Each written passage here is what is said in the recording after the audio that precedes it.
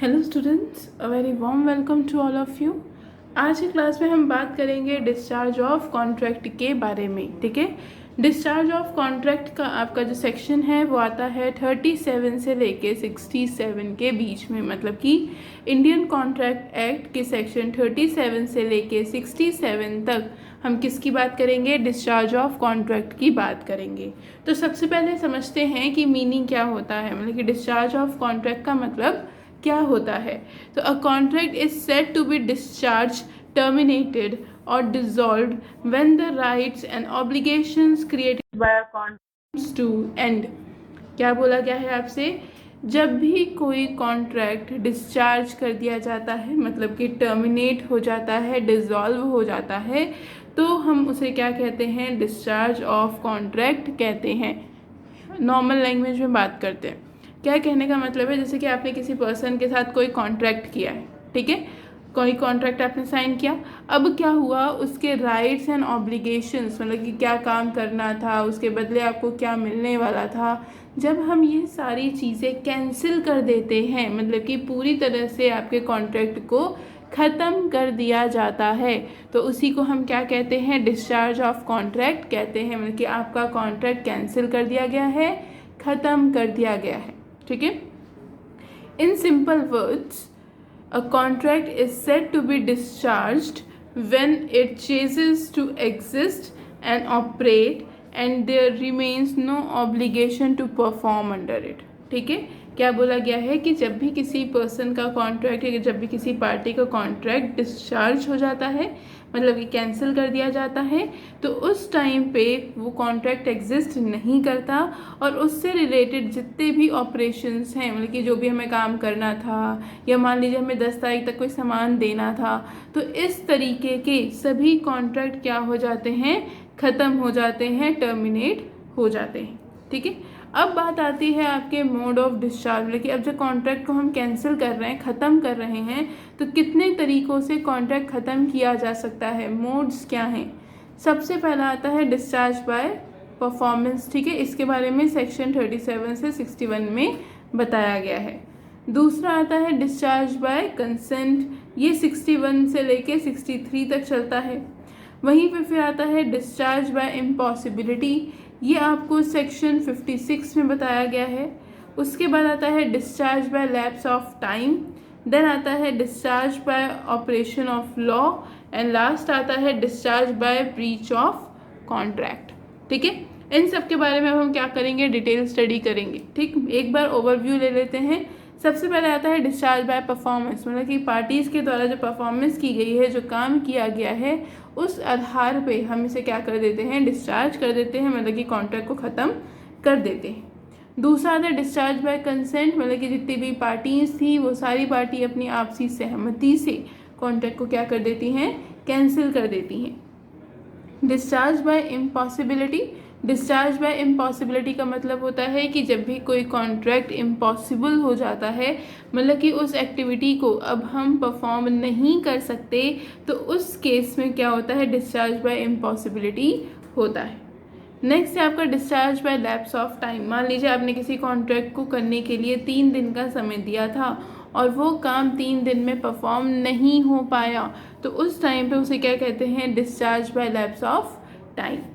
फिर आता है discharge by operation of law, law के द्वारा, कानून के द्वारा इसे क्या कर दिया जाता है? डिस्चार्ज कर दिया जाता है, मतलब कि सुप्रीम कोर्ट हो गई या गवर्नमेंट हो गई, वो इसको क्या कर देती है? कैंसिल कर देती है। लास्ट है ब्रीच ऑफ कॉन्ट्रैक्ट, कोई भी पार्टी, चाहे पार्टी ए हो या बी हो, दोनों पार्टी में से अगर कोई भी एक पार्टी कॉन्ट्रैक्ट को तोड़ देती है, कॉन्ट्रैक्ट को तोड़ देने का क्या मतलब है आपका? उसे पूरा नहीं करती, उसमें किसी तरह की फ्रॉड एक्टिविटी करती है, तो वो क्या कहलाता है? ब्रीच ऑफ कॉन्ट्रैक्ट कहलाता है। स्टार्ट करते हैं सबसे पहले डिस्चार्ज बाय परफॉर्मेंस से। डिस्चार्ज बाय परफॉर्मेंस आपका सेक्शन 37 में इसकी डेफिनेशन दी गई है। क्या कहता है? Performance of a contract is the principal and most usual mode of discharge of a contract. ठीक है, अब देखो डिस्चार्ज बाय परफॉर्मेंस क्या है आपका? एक नॉर्मल कॉन्सेप्ट है, एक नॉन कॉन्सेप्ट है जिसकी वजह से डिस्चार्ज किया जाता है। मान लीजिए ए पार्टी ने बी पार्टी से कहा कि वो क्या करेगी, उसको 500 पेज लिख के देगी। ठीक है, ए ने बी से कहा है कि वो उसे 500 पेज लिख के देगी। जैसे ही बी ने 500 पेजेस इसको दिए, मतलब कि परफॉर्मेंस क्या हो गई आपकी, कंप्लीट हो गई। परफॉर्मेंस क्या हो गई आपकी, कंप्लीट हो गई। जैसे ही परफॉर्मेंस कंप्लीट होगी, मतलब कि जो भी आपको काम करना था वो कंप्लीट हो जाएगा, तो कॉन्ट्रैक्ट क्या हो जाएगा, डिस्चार्ज। काम तो हो गया, आपको उसके कंसिडरेशन भी रिसीव हो गया और वो अमाउंट भी जो आपको चाहिए था वो भी आपको यहाँ पे रिसीव हो गई। तो ये कहलाता है डिस्चार्ज बाय परफॉर्मेंस। ठीक है, मतलब कि आपको जो कॉन्ट्रैक्ट था जिसके बदले आपको कोई काम परफॉर्म करना था वो आपने काम कर लिया, तो डिस्चार्ज भी वहाँ पे हो जाएगा। अब इसमें देखो परफॉर्मेंस भी कई तरह की आती हैं। पहला है आपका एक्चुअल परफॉर्मेंस। एक्चुअल परफॉर्मेंस क्या होती है, when each party of a contract fulfil his obligation arising under the contract within a time and in the manner prescribed। Actual performance का मतलब है कोई भी कॉन्ट्रैक्ट जितने भी समय के लिए किया, जैसे कि ऊपर की ही बात करते हैं 500 पेजेस का काम था, अगर वो 500 पेजेस का काम कंप्लीट कर लेती है, जिस तरीके से मान लो ए ने कहा था बी से कि तुम जैसे ही पेज कंप्लीट कर लोगे बाय अ कार मुझे क्या करोगे, ऑर्डर डिलीवर करोगे। तो इसने क्या किया, कार के थ्रू ही ऑर्डर डिलीवर किया। 10 तारीख रखी गई थी ऑर्डर को डिलीवर करने के लिए, तो उसने 10 तारीख को ही ऑर्डर डिलीवर किया। मतलब कि जो भी कंडीशंस थी कॉन्ट्रैक्ट की, जो भी ऑब्लिगेशंस थे, सारे ऑब्लिगेशंस को, सारे टर्म्स एंड कंडीशंस को जब फॉलो किया जाता है तो उसको क्या कहा जाता है, एक्चुअल परफॉर्मेंस। इसमें लिखा है व्हेन ईच पार्टी, सारी पार्टीज क्या करें of a contract fulfil his obligations, मतलब जिसको जो राइट है, जिसका जो अधिकार है वो सारा क्या करता है, उसको कंप्लीट करता है। Arising under the contract with in a time, time के अंदर कंप्लीट करता है। इन अ मैनर प्रिस्क्राइब्ड, यहाँ तक कि जिस तरीके से बोला गया था, जिस मैनर से बोला गया था, हमने उसी मैनर से क्या किया है, इसको कंप्लीट किया है। It amounts to actual performance of the contract and the contract come into an end। और इसकी वजह से कॉन्ट्रैक्ट क्या हो जाता है, एंड हो जाता है, खत्म हो जाता है। नेक्स्ट आता है आपका अटेम्प्टेड परफॉर्मेंस। अटेम्प्टेड परफॉर्मेंस देखो क्या होती है, अभी जो हमने एक्चुअल परफॉर्मेंस देखा था उसमें था कि जो काम आपको करने को दिया गया है या जो काम आपसे बोला गया आपने उसी तरीके से उसी समय में उसको क्या कर दिया, डिलीवर कर दिया।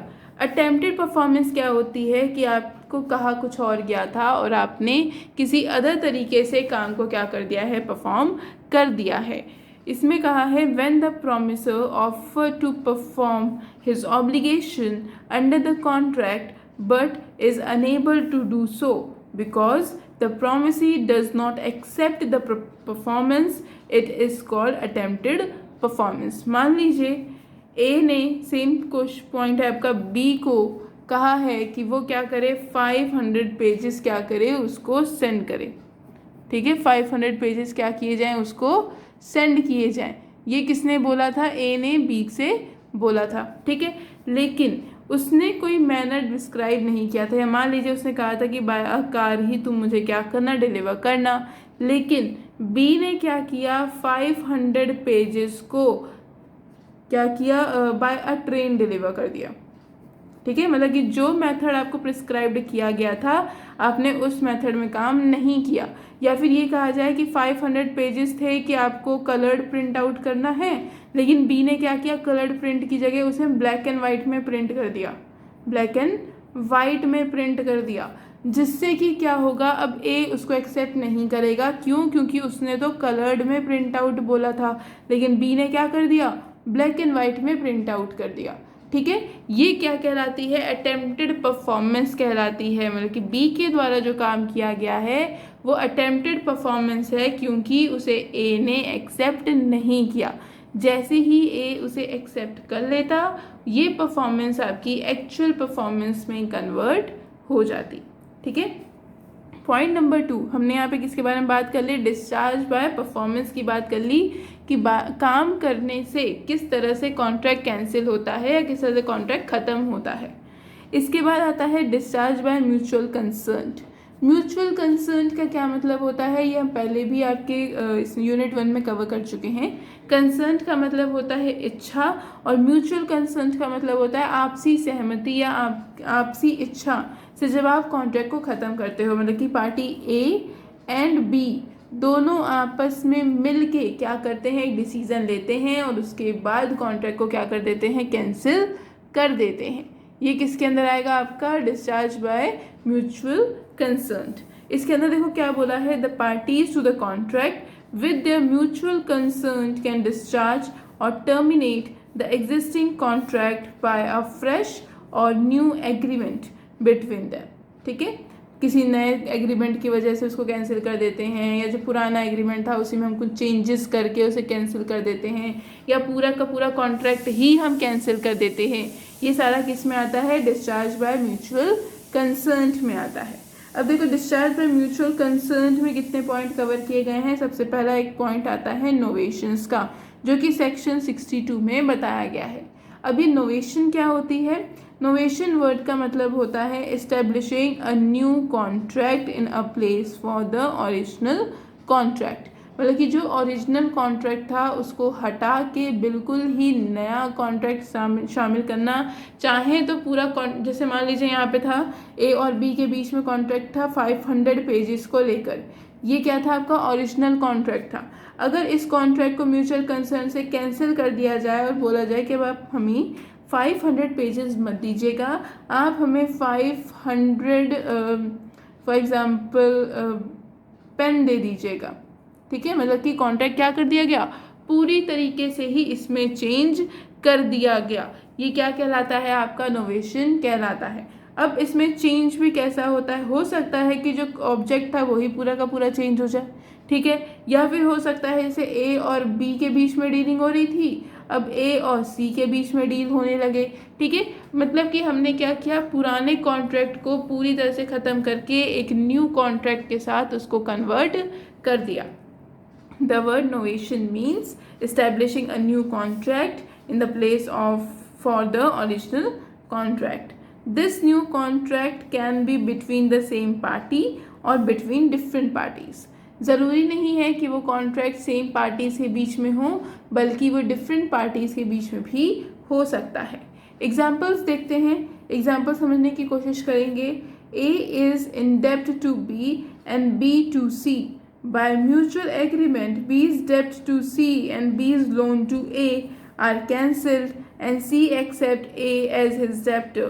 There is novation involved change of parties. देखो क्वेश्चन क्या कह रहा है आपसे, एग्जाम्पल कहता है कि A ने B से उधार लिया है, A ने B से उधार लिया है। कितने का उधार लिया, मान लो 5,000 रुपये का उधार लिया। ठीक है, बी ने उधार लिया है किससे, सी से, कितने का, 5,000 रुपये का। ठीक है, मतलब कि ए का दोस्त था बी, ए को पैसे की ज़रूरत थी, तो ए ने बी से कहा कि भाई मुझे देख 5,000 की ज़रूरत है, 5,000 दे दे। बी ने कहा देख अभी तो मेरे पास नहीं है, पर तू मेरा बहुत अच्छा दोस्त है तो मैं एक काम करता हूँ, सी से कुछ पैसा उधार लेके तुझको दे देता हूँ। ठीक है, तो क्या हुआ, ए ने बी से उधार लिया और बी ने किससे उधार लिया, सी से उधार लिया। अब जब रिटर्न का टाइम आएगा तो ए किसे रिटर्न करेगा, बी को, और बी किसे रिटर्न करेगा, आपका सी को। बट आपसी सहमति से बी ने ये डिसाइड किया कि जो 5,000 रुपये मुझे सी को देने थे और जो 5,000 रुपये ए को मुझे देने थे, तो सीधा एक काम करते हैं कि मैं कॉन्ट्रैक्ट से हट जाता हूँ।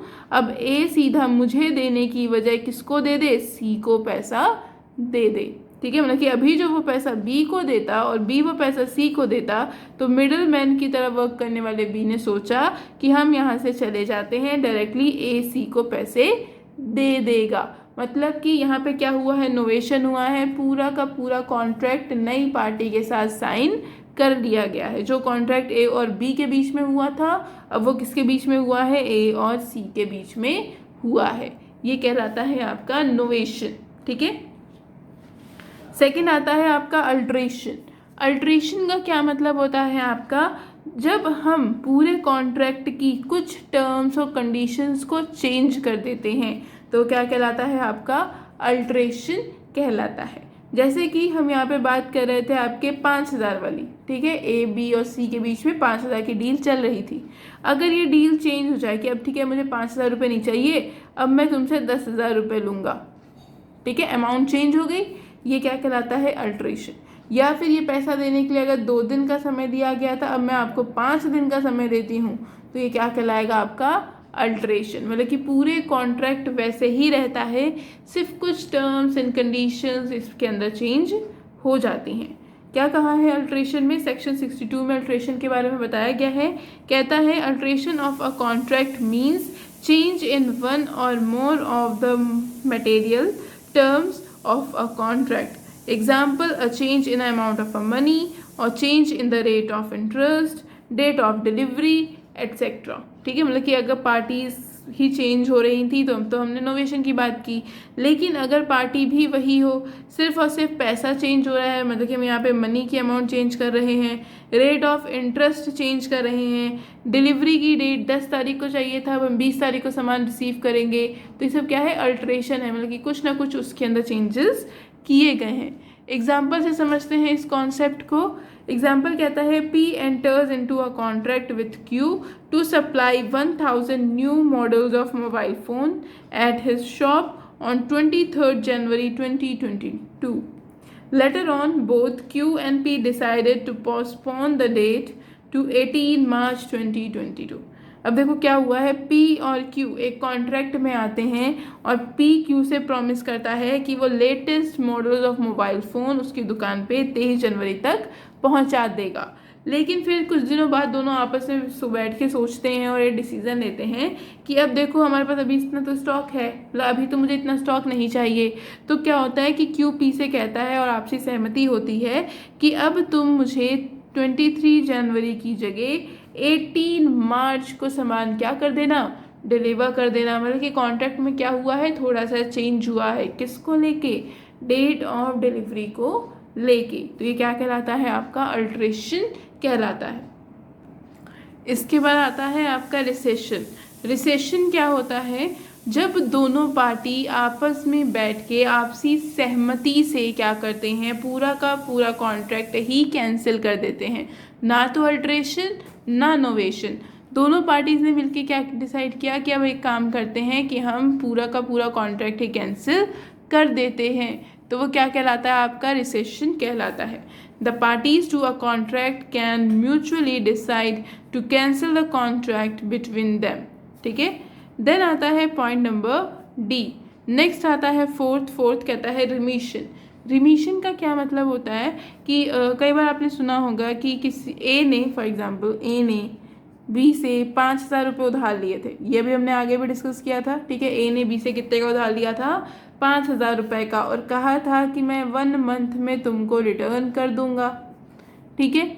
लेकिन क्या होता है, जैसे ही 1 मंथ कंप्लीट होने वाला होता है तब ए को पता चलता है कि अब तो वो बैंकरप्ट हो चुका है, इंसॉल्वेंट हो चुका है, बी को 5,000 रुपये पे नहीं कर सकता। तो बी कहता है कि चलो भाई ठीक है, तुम एक काम करो, 5,000 नहीं तुम 3,000 पे कर दो, मैं तुम्हारा पूरा का पूरा लोन क्या कर दूंगा, माफ़ कर दूंगा, इवन मैं तुमसे 2,000 रुपये भी एक्स्ट्रा चार्ज नहीं करूंगा। ये क्या कहलाता है आपका रिमिशन कहलाता है। The word remission means accepting lesser performance and discharge of the whole promise made. Remission is an unilateral act of the promise at his own will and pleasure to discharge the promiser from his obligation. ठीक है। Recession क्या है आपका, sorry रिमीशन में अंदर क्या बताया जाता है आपको कि हम क्या करते हैं, पूरे प्रॉमिस को, जो 5,000 का कंप्लीट प्रॉमिस हुआ था, अब उसकी जगह हम कितना पे करेंगे, 3,000 रुपये ही पे करेंगे। ये एक तरह का यूनिलैटरल एक्ट होता है, मतलब कि डिपेंड करता है बी पे, अगर बी चाहेगा तो इस तरीके से भी काम को परफॉर्म कर सकता है। ये उसी के ऊपर डिपेंड करता है, उसकी खुद की विल के ऊपर, उसकी खुद की कंसर्न के ऊपर ही डिपेंड करता है, ठीक है। एग्जाम्पल देखते हैं। एग्जाम्पल में लिखा है एक्स ओज Y ₹10,000, x pay ₹5,000 to y, y accept this amount in satisfaction of the whole amount. Same आपका एग्जाम्पल है, एक्स ने वाई से 1000 रुपये उधार लिए थे, जिसमें से एक्स पे 5000 टू वाई, 10,000 उधार लिए थे, 10,000 में से सिर्फ उसने 5,000 रुपये ही रिटर्न किए। वाई एक्सेप्ट दिस अमाउंट, यहाँ तक कि वाई ने उस अमाउंट को एक्सेप्ट भी कर लिया। किसके बेसिस पे? होल अमाउंट के बेसिस पे। मतलब कि 10,000 उसने उधार दिए थे, सिर्फ उसने 5,000 रिटर्न किए और वो रिटर्न नहीं कर सकता था।